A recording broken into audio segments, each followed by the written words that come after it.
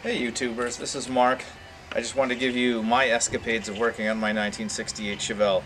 I'll be starting a year-long or so video series on my trials and tribulations with my 68 Chevelle and hopefully help you avoid spending money that you don't need to spend by buying aftermarket parts that either just don't fit, don't match up, or you need half a dozen separate things to make it work.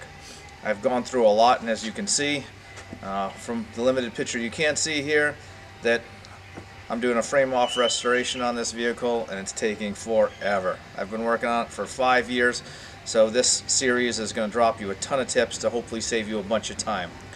Two of the first things I'm going to tell you today is before you start a project like this, buy the manuals that work for your vehicle. Now luckily I have a neighbor who's a gearhead, so he was able to give me this manual for a 69 Chevelle El Camino, which is very close to what I have, but boy, I was surprised. There's still quite a few differences. And the other thing about the pictures in here, you better be ready to interpret hieroglyphics. I don't know how the factory put anything together with this, because I swear sometimes it looks like it's on British times, because some of the pictures look reverse of what they're supposed to be. But it is a big help, and it helps you interpret the parts and the fine little things you need and torque settings and everything else, so it's great. The second thing is determine what kind of build you're going to do before you start.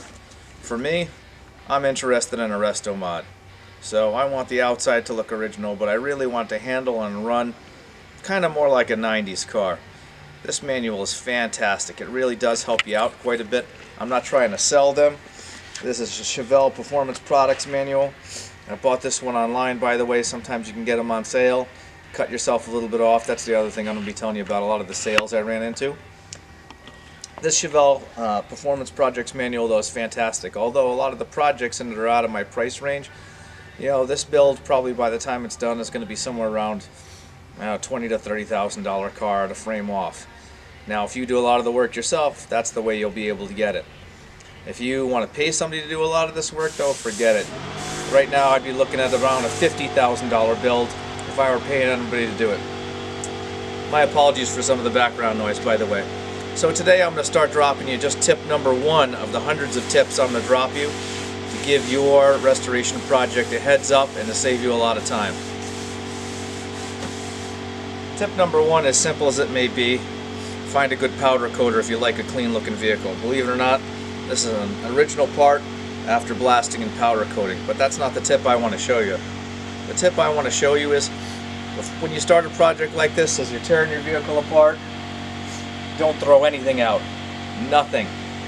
If nothing else, I'm going to show you half a dozen other projects that sometimes I botched throwing things out, and sometimes I learned my lesson and saved. One of the simple lessons I learned here, and I'm going to zoom right in on this. This is the bolt I just took out of that steering piece. This is the original bolt from the vehicle.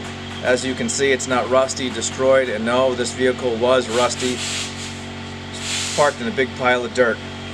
Cleaning these products is something that's very important because you just can't replace some of these original bolts. And I'm going to get in really close in just a second to show you why. This bolt, by the way, tip number one, cleaning bolts. Don't go crazy and buy expensive products. Apple cider vinegar, believe it or not. Just dip it in for a week, pull it out, wash it, clean it, it'll look this good. It'll thread this good. Other thing is buy a tap and die set if you're having little problems with the threads. Where I'm going to zoom in to show you right now and why you need to buy those factory original bolts is just this.